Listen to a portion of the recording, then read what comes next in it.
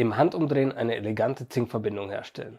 Ob ihr eine Schwalbenschwanz-Zinkverbindung zum Beispiel zur Verbindung von Schubladen oder eine einfachere Fingerzinkverbindung für Kisten oder Truhen herstellen möchtet, dieses Produkt von IGM hilft euch dabei.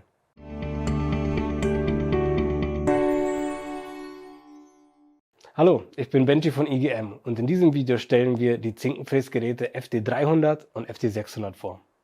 Mit diesen Vorrichtungen könnt ihr in Sekundenschnelle eine der stärksten und traditionellsten Tischlerverbindungen herstellen und dabei eine ehrliche Handwerkkunst auf moderne Weise bewahren.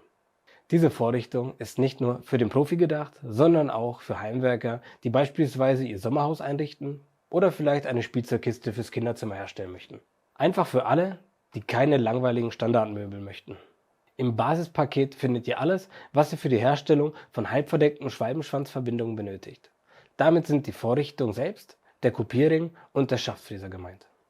Ihr benötigt lediglich eine Oberfräse und gegebenenfalls einen Reduziersockel zum Einspannen des Kopierrings. Diesen Artikel könnt ihr als Zubehör erwerben. Die halbverdeckte Schwalbenschwanzverbindung zeichnet sich durch eine hohe Festigkeit aus und wird daher sehr gerne für Verbindungen von Schubladen, Truhen oder Kisten verwendet.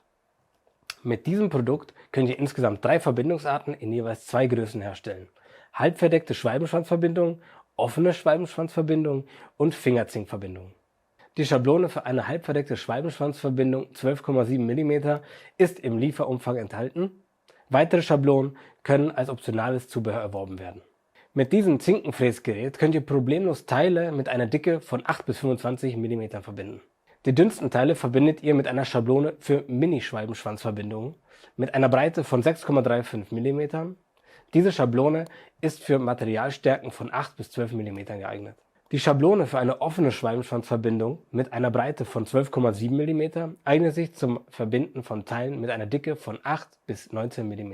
Teile mit einer Stärke von 16 bis 25 mm verbindet ihr mit einer Schablone von 19 mm für offene Schwalbenschwanzverbindungen. Diese Verbindung ist immer noch sehr stabil und im Gegensatz zum halbverdeckten Schwalbenschwanz von beiden Seiten sichtbar.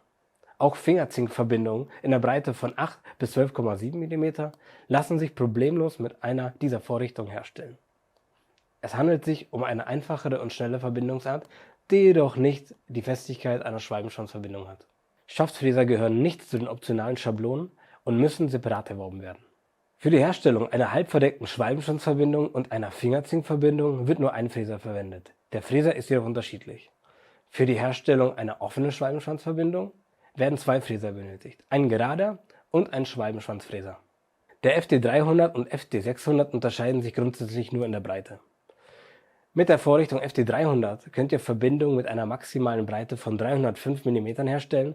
Mit der Vorrichtung FD600 könnt ihr größere Verbindungen mit einer Gesamtbreite von bis zu 610 mm herstellen.